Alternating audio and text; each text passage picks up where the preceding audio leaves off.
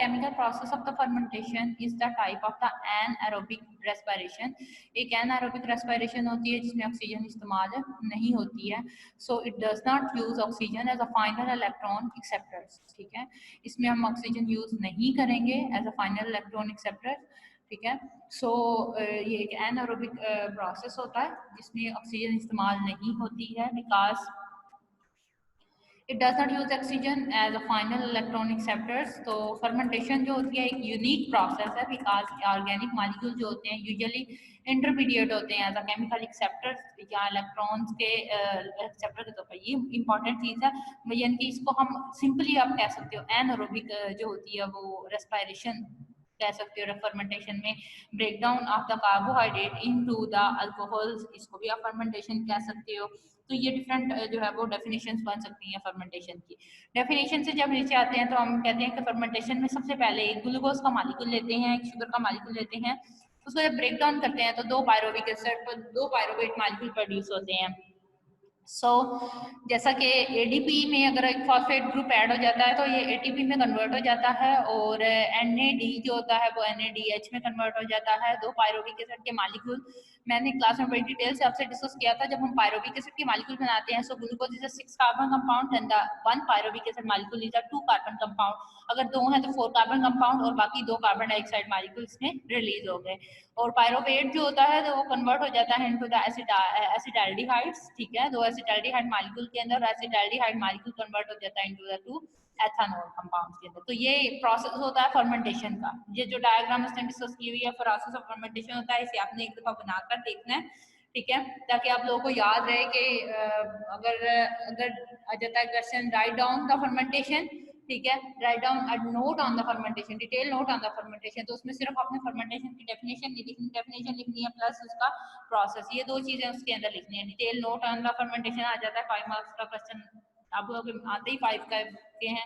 ठीक है, तो आपने क्या लिखना है, सिर्फ कहता है अगर उसने सिर्फ फर्मेंटेशन पर नोट दे दिया तो डेफिनेशन नहीं लिख के बैठ जाना. आपने ये ड्रा करना है, पूरा ये जो साइकिल बना हुआ है वो ड्रा करना है और इसके नीचे इसकी डिटेल भी लिखनी है. प्रोसेस कैसे होता है, कहता है for example in the fermentation the glucose की फर्मेंटेशन ऊपर डायग्राम में भी हो रही है और यही चीज वो नीचे एक्सप्लेन करेगा. बाय द सर्टेन बैक्टीरिया ने ग्लूकोज की फर्मेंटेशन की और वायरस हो सकते हैं उन्होंने या तो बैक्टीरिया हो सकता है फर्मेंटेशन में इन्वॉल्व या वायरस हो सकता है involve. And the intermediate acceptors and the electrons and the protons from NADH जो फॉर्म होता है रिएक्शन ऑफ द ग्लाइकोलाइसिस, यानी कि ब्रेक डाउन हो रहा है. बेसिकली हमने क्या करना है, using the virus using the bacteria glucose के मॉलिक्यूल को तोड़ना है, ग्लाइकोलाइसिस करनी है. अब इस ग्लाइकोलाइसिस के मॉलिक्यूल से क्या होता है, this regenerate the molecule for the reuse and electron acceptors. ये इलेक्ट्रॉन एक्सेप्टर प्रोड्यूस करेगा और एक ऐसा मॉलिक्यूल प्रोड्यूस करेगा जो कि रीजनरेट हो जाएगा. NAD जो होता है वो एग्जिस्ट करता है in the limited supply in the cytoplasm and must continuously regenerated so the glycolysis में प्रोसीड. ठीक है, NADH जो होता है वो एग्जिस्ट करता है एक लिमिटेड सप्लाई में मौजूद है हमारे साइटोप्लाज्म में, तो ये कंटिन्यूअसली बार बार बनता है. लेकिन ग्लाइकोलाइसिस जैसे ही प्रोसीड करती है तो NAD जो होता है वो बार बार प्रोड्यूस होता है. और when the oxidation phosphorylation is taken place, जैसे ही फास्फोराइलेशन होती है यानी फास्फेट ग्रुप अटैच होता है तो NAD जो होता है वो रीजनरेट होता है, बार बार बनता है by giving up electrons and the protons to the FAD को प्रोटॉन लेगा भी और देगा भी, तो NADH जो है वो बार बार प्रोड्यूस होगा. अब ऊपर डायग्राम में देखें, सिंपली जैसे ही ग्लूकोज मॉलिक्यूल टूटा है और कन्वर्ट हुआ है इनटू द पायरोवेट तो NADH में कन्वर्ट हो रहा है. ठीक है, और NADH जो है वो फिर टूट रहा है इनटू द NAD, क्यों, due to the hydrogen removal, hydrogen उसमें से रिमूव हो रहा है. तो वो कहते हैं कि NADH में कन्वर्ट होता है, NADH वापस NAD में कन्वर्ट होता है. तो ये प्रोसेस बार बार चलता रहता है जैसे ही ग्लूकोज मॉलिक्यूल कन्वर्ट होता रहता है इनटू द पायरोवेट. ठीक है, तो उसमें साथ साथ फॉस्फेट के जो मॉलिक्यूल होते हैं वो रिमूव होते रहते हैं. फर्मेंटेशन को यहाँ पर एक मजीद उसने एक्सप्लेन किया है. ये डायग्राम उसकी निस्बत मच बेटर है, इसको करें तो ये ज़्यादा बेहतर है. ठीक है, सबसे पहले ग्लाइकोलाइसिस होती है, ग्लूकोज का एक मॉलिक्यूल ब्रेक डाउन करता है. ग्लूकोज का आपको स्ट्रक्चर बनाना आना चाहिए. ठीक है, क्योंकि आप तीसरी चौथी दफा आप लोग सिलेबस पढ़ चुके हैं और बायोकेमिस्ट्री में पहले ही दूसरे या तीसरे पेज पे आपके पास ग्लूकोज का स्ट्रक्चर है, ठीक है, स्टेट चेन स्ट्रक्चर है या साइक्लिक स्ट्रक्चर है। सो ग्लूकोज का जब एक मॉलिक्यूल टूटता है तो वो दो पायरोविक एसिड मॉलिक्यूल में प्रोड्यूस हो जाता है, NADH में, इसके दो दो मॉलिक्यूल में कन्वर्ट हो जाते हैं और ATP के दो मॉलिक्यूल बनाता है। सो पायरोविक एसिड वो कहता है कि दो मॉलिक्यूल्स में कन्वर्ट हो सकता है, दरमियान में उसने लिख दिया R का मतलब है या तो वो लैक्टिक एसिड के दो मॉलिक्यूल बनाएगा या फिर एसिटाल्डिहाइड्स के दो मॉलिक्यूल बनाएगा। अगर वो लैक्टिक एसिड के दो मॉलिक्यूल बनाता है तो 3 कार्बन कंपाउंड है लैक्टिक एसिड का। सो NADH जो है उसमें जब दो हाइड्रोजन मॉलिक्यूल आपस में मिलते हैं तो NAD पॉजिटिव में कन्वर्ट हो जाता है, या तो कार्बन डाइऑक्साइड रिमूव करके एसिटाल्डिहाइड में कन्वर्ट हो रहा है। एसिटाल्डिहाइड जो है वो लैक्टिक एसिड है तो लैक्टिक एसिड फर्मेंटेशन कहलाएगी, एसिटाल्डिहाइड है तो NADH जो है वो NAD में कन्वर्ट हो जाता है, दिस इज द एथानोल। तो एसिटाल्डिहाइड इनटू द एथानोल। तो हम अगर स्ट्रेट चेन स्ट्रक्चर सिर्फ लिखें तो हम ये लिखेंगे कि पहले ग्लूकोज कन्वर्ट हो रहा था पायरोविक एसिड में, पायरोविक एसिड एसिटाल्डिहाइड में, एसिटाल्डिहाइड कन्वर्ट हो रहा है इनटू द एथानोल में। तो हम सिर्फ वर्डिंग में अगर इसको लिखें तो हम इसको ऐसे लिखेंगे, पहले था ग्लूकोज, ठीक है, पहले ग्लूकोज है, ग्लूकोज कन्वर्ट हुआ इनटू द पायरोविक एसिड, ठीक है, पायरोविक एसिड कन्वर्ट हुआ इनटू द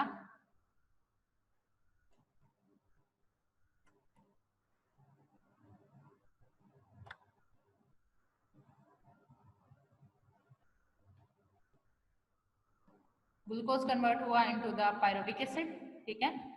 और यहाँ हम लिखेंगे ग्लूकोज से पायरोविक एसिड बना है, ठीक है। तो यहाँ हम लिखेंगे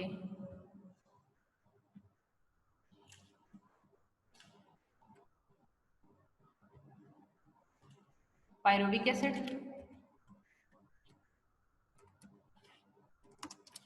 ठीक है।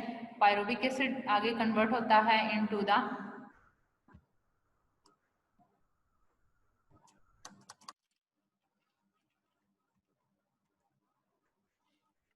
पायरोविक एसिड में, ठीक है। इसको हम अगर शॉर्ट फॉर्म में लिखते हैं, ठीक है, तो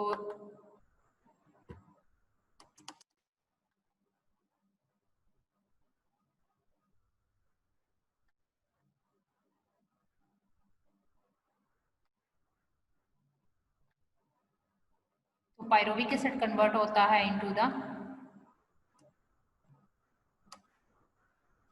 पायरोविक एसिड कन्वर्ट होता है इनटू द एसिटाल्डिहाइड, एसिटाल्डिहाइड के बाद एसिटाल्डिहाइड में, और एसिटाल्डिहाइड कन्वर्ट हो रहा है इनटू द एथानोल। ये चीज़ ज़रा आसान हो जाएगी आप लोगों के लिए, आपको फाइनल प्रोडक्ट का पता होगा तो आपके लिए ये याद करना आसान हो जाएगा, एसिटाल्डिहाइड इनटू द एथानोल। सही हो गया। तो ये हमारी जो होती है एक, हम इसको सिंपल फॉर्म में कह दें कि ये हमारी एक शॉर्ट फॉर्म है फर्मेंटेशन की, ठीक है।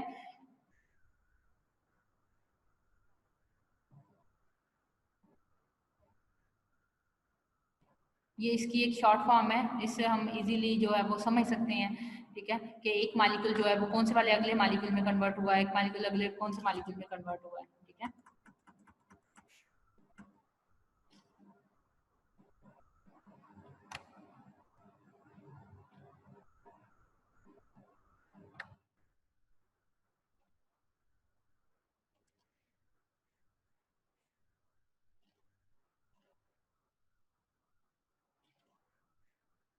और ये इसकी मैं बार बार बता रही हूँ, इसकी शॉर्ट फॉर्म है, आपको इजीली याद रहेगा कि जो है वो हमने अब जो है वो मॉलिक्यूल के स्ट्रक्चर को कैसे लेकर जाना है, ठीक है। सो हम कह सकते हैं कि एक ग्लूकोज का जो मॉलिक्यूल होता है वो पायरोविक एसिड में, और पायरोविक एसिड कन्वर्ट होता है into the acetaldehyde, acetaldehyde convert होता है इनटू द एथानोल, ठीक है। ऊपर आपके सारे डायग्रामेटिकली बने हुए हैं, ये वाला स्ट्रक्चर याद करें, ये ज़्यादा बेहतर है, ठीक है, ऊपर वाले स्ट्रक्चर की निस्बत। इसमें उसने डायग्राम बनाकर आप लोगों को बताया हुआ है सारा।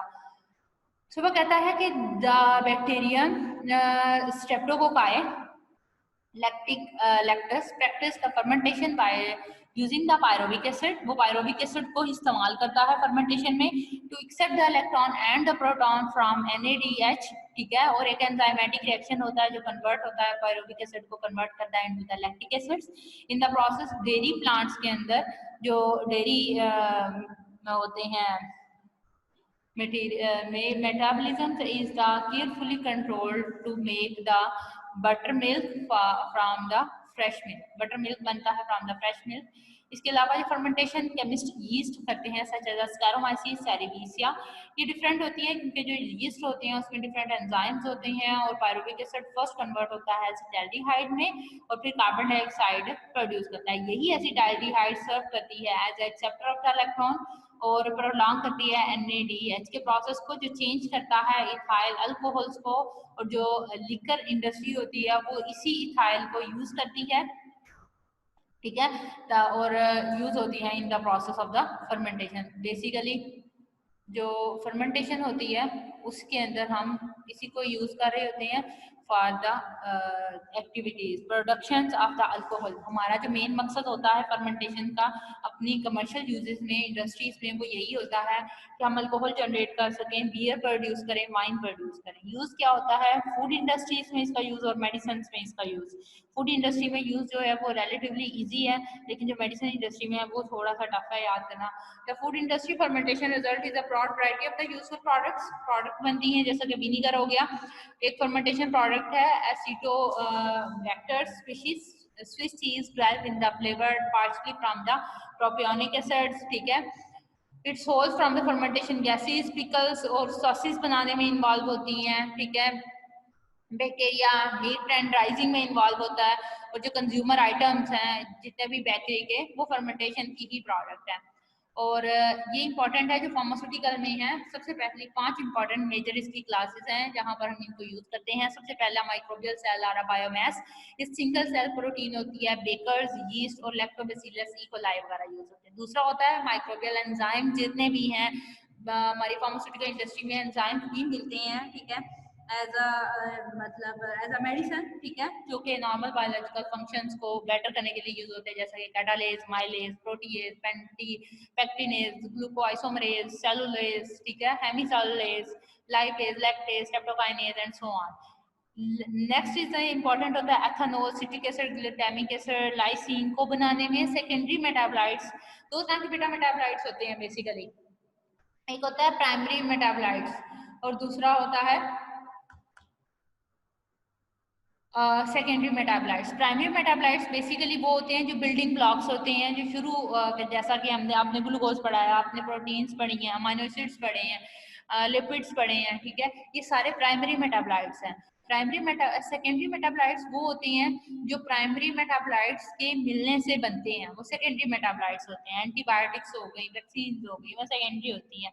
सो रिकम्बिनेंट DNA जैसे कि इंसुलिन, इंटरफेरॉन्स, ठीक है, स्ट्रेप्टोकाइनेज, बायो ट्रांसफॉर्मेशंस में फिनाइल, एसिटाइल, कार्बिनोल और स्टीराइडल बायो ट्रांसफॉर्मेशंस। तो ये सारी चीजें जो होती हैं फार्मास्यूटिकल में इसकी एप्लीकेशंस होती हैं। बस आपने क्या करना है इसमें से, आपने इसमें से करना है सिर्फ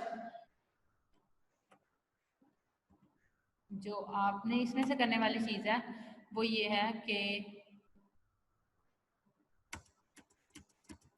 क्वेश्चन नंबर जो 1 आ सकता है इसमें वो ये हो सकता है, क्वेश्चन आपके सामने बने हुए हैं, व्हाट इज फर्मेंटेशन, ठीक है, एक्सप्लेन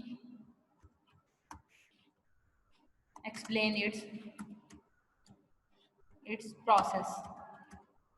या तो आप ये वाले क्वेश्चन कर सकते हो, इसी तरह का ही जो जिसका सही आंसर हो सकता है इसी के साथ क्वेश्चन नंबर 1 जैसा ही, वो कहता है एक्सप्लेन फर्मेंटेशन इन डिटेल। वो कंटेंट नहीं बता रहा कि आपने इसमें लिखना क्या क्या, बस वो ये बात करता है कि explain the fermentation in detail. तो उसमें आपने क्या लिखना है, फर्मेंटेशन की डेफिनेशन लिखनी है, ठीक है, उसमें आपने फर्मेंटेशन की प्रोसेस है, इसका प्रोसेस है और इसके यूजेस हैं, ठीक है।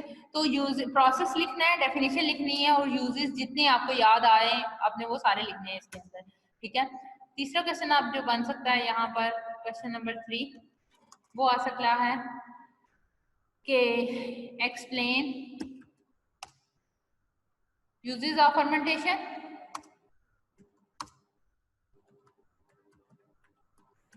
क्वेश्चन आता है कमर्शियल यूजेस ऑफ फर्मेंटेशन, ठीक है, कमर्शियल यूजेस बताने हैं आपने, इसके जो लेबोरेटरी यूजेस हैं या फार्मास्यूटिकल यूजेस हैं वो नहीं बताने। और जो क्वेश्चन मोस्ट इंपॉर्टेंट है,